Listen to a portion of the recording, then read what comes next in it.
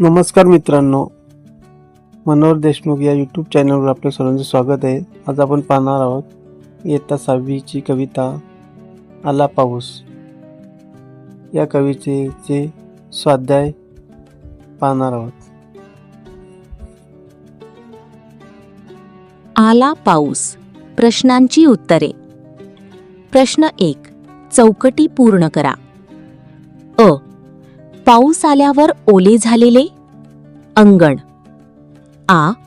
थेंबांसोबत आलेले वादळ वारे. ई.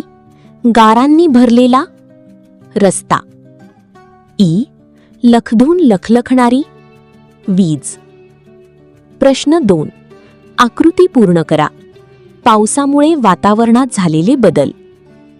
अंगण ओले झाले. मोठ्या गारा आल्या. रस्ता भरला. इंद्रधनुष्य दिसले. प्रश्न 3. कवितेतील खालील ओळींचे अर्थ तुमच्या शब्दांत स्पष्ट करा. अ. आला पाऊस आला पाऊस, काळेभोर ढग दाटले, निळ्या नभांगणी सैरावैरा धावत हे सुटले. अर्थ. पाऊस सुरू होताच आकाशात काळे ढग जमले. ते ढग आकाशात इकडे तिकडे वेगाने फिरू लागले. आ. आला पाऊस, पागोळ्या गळती, थरथरणारी पंख मिटूनी चिमण्या बसती. अर्थ. पाऊस पडू लागल्यावर छपरावरून पाण्याच्या धारा वाहू लागतात. पावसामुळे चिमण्या आपले पंख मिटून एका ठिकाणी बसतात. प्रश्न 4. खालील अर्थ व्यक्त करणाऱ्या कवितेतील ओळी शोधून लिहा. अ. पाऊस पडत असताना खेळणारी मुली विजेच्या लखलखाटामुळे घरी पळतात. उत्तर. वीज लखाटे लखलख, भिजणारी ती अवखळ पोरी, घरात पळती पटकन. आ. उन्हा पावसाचा खेळ सुरू असताना इंद्रधनुष्याची कमान आकाशात दिसते. उत्तर. आला पाऊस, मध्येच पिवळे ऊन हासे, सप्तरंगी इंद्रधनुची कमान आकाशात दिसे. या कवितेतील शब्द व त्यांचे समानार्थी अर्थ. थ.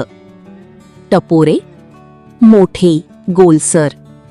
संगे, सोबत, बरोबर. लखापणे, चमकणे, झळकणे. अवखळ, चंचल, खोडकर. सैरावैरा, मनात वाटेल त्या दिशेला धावणे, इकडे तिकडे पळणे. पागोळ्या, पाऊस सुरू असताना छतावरून पडणारे पाण्याचे थेंब. चीप, हालचाल न करता शांत व स्तब्ध. गारा, बर्फाचे गोळे. वादळवारे, जोराचे वारे. आभाळ, आकाश. कवितेत ठळकपणे आढळणाऱ्या यमकांच्या जोड्या. गारा, सारा. दिसे, हसे. गळती, बसती. पोरी, टपोरे. वारी, टपोरे. शब्दांच्या शब्दसाखळ्या तयार करा. आकाश, ससा, साप, पतंग, गरुड. इमारत, तवा, वाटी, टिळा, लाकूड. पाऊस, ससा, साप, पतंग, गरुड. घर, रथ, थवा, वाघ, घरटे. वडील, लाट, टरबूज, जत्रा. पावसाशी संबंधित शब्द संकल्पना चित्रासाठी. 1. पाऊस. 2. ढग. 3. सरी. 4. पूर. 5. वीज. 6. इंद्रधनुष्य. 7. वारा. 8. वादळ. घर या शब्दाशी संबंधित शब्द अंगण, दार, खिडकी, छप्पर, भिंत, कुटुंब, खोली, स्वयंपाकघर, बैठक, जिना. कवितेतील खालील शब्दांचे समानार्थी शब्द. रस्ता, मार्ग, सडक, पंथ. घर, गृह, निवास, सदन. नदी, सरिता, तटिनी, जलधारा. आकाश, नभ, गगन, अंबर. एकवचनी व अनेकवचनी रूपे सारखीच असणारे काही शब्द. अंगण, थेंब, पाऊस, हत्ती, भाषा, आकाश, पाणी, दूध, तूप, धान्य, गवत, सोने, चांदी, तेल, ज्ञान. उदाहरण: एक थेंब, अनेक थेंब. एक हत्ती, अनेक हत्ती. एक अंगण, अनेक अंगण.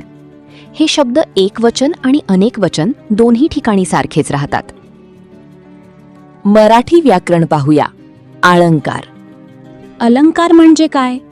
भाषेला सौंदर्य, गोडवा आणि आकर्षकता प्राप्त करून देणाऱ्या गुणांना अलंकार म्हणतात. अलंकाराचे मुख्य प्रकार: शब्दालंकार, अर्थालंकार.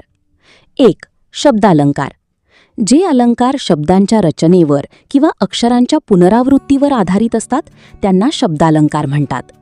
शब्दालंकाराचे प्रकार: अनुप्रास अलंकार, यमक अलंकार, श्लेष अलंकार. अनुप्रास अलंकार. एका वाक्यात किंवा कवितेच्या ओळीत एकाच अक्षराची किंवा वर्णाची पुनरावृत्ती होऊन नादमाधुर्य निर्माण झाले तर तो अनुप्रास अलंकार होय. उदाहरणे: गोड गाणी गुणगुणत गाव जागे झाले.